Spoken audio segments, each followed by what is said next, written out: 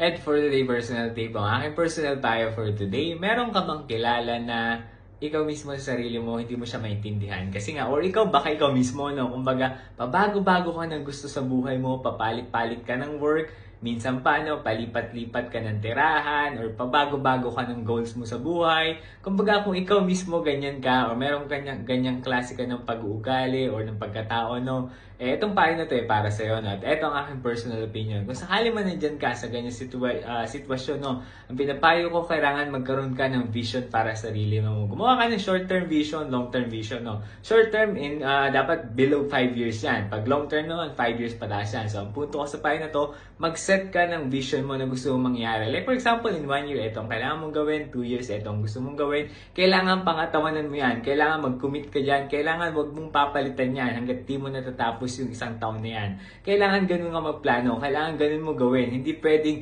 every buwan palit, alam mo na, weeks palit. Hindi pwede dahil wala kang ma-accomplish kapag ganun ang ginawa mo. Kaya kailangan mag-set ka ng vision para sa sarili mo at kailangan mag-commit ka dyan. Okay? Yan lang yung personal payo ko ngayong araw. Kung nagustuhan mo, baka pwedeng pakilike and share.